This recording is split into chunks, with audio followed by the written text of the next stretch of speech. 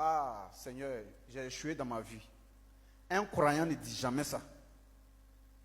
Parce que pour le croyant, Dieu le connaissait. Et il a extériorisé, il a matérialisé sa pensée, ce qu'il avait dans son esprit, que tu es devenu. C'est aux yeux de tes proches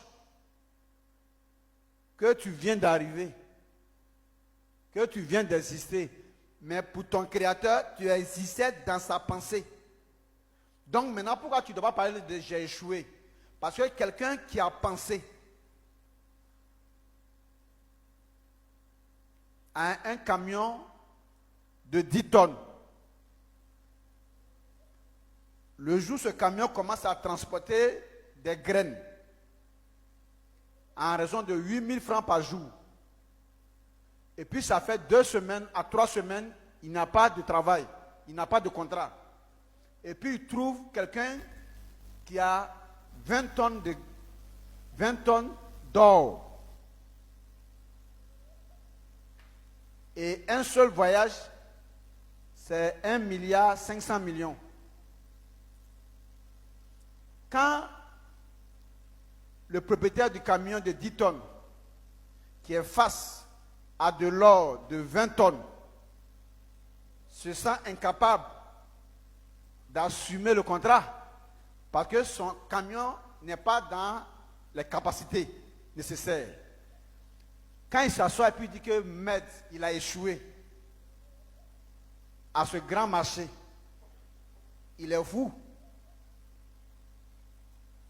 Le camion n'a pas été conçu pour les 20 tonnes d'or. Le camion a été conçu pour les 10 tonnes de graines. Donc il n'y a pas de cherche, c'est parce que ta gourmandise là n'a pas été satisfaite. Tu es sous choc, donc tu emploies des mots, des vocabulaires que tu veux pour satisfaire ta conscience. Sinon, tu ne dis rien de nouveau. Parce que le camion, c'est 10 tonnes. Ce n'est pas parce qu'il y a une occasion d'entrée d'argent que le camion doit changer de tonnage. Donc, ce que Dieu, dans sa pensée, avait que vous étiez et qu'il a manifesté là, vous ne ferez pas plus que ça, vous ne ferez pas moins que ça, vous foutez le camp là.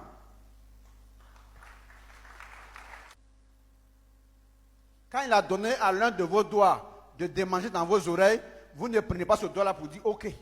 Et quand il a donné à l'un de vos doigts de dire OK, vous ne prenez pas ce doigt-là pour démanger dans vos oreilles. Non, parce qu'il n'a pas pensé que ce doigt-là doit venir faire jouer ce rôle-là. Donc vous n'allez pas changer ce rôle-là sur la terre ici parce que vous avez vu des gens qui essaient de changer. Et puis ils ont réussi à changer quoi? Job 42, verset 3. Le chapitre de Job finit au chapitre 42. Job 42, verset 3. Job 42, verset 3. Quel est celui? Vous entendez? Tout à l'heure, je vous ai dit quoi? J'ai dit, vous foutez le camp. Celui qui pense comme ça, il est fou. Écoutez ça. Job 42, verset 3. Qu'est-ce que Dieu dit? Quel est celui? Il dit, Dieu ne dit pas qui est celui, hein, il te quelque fille.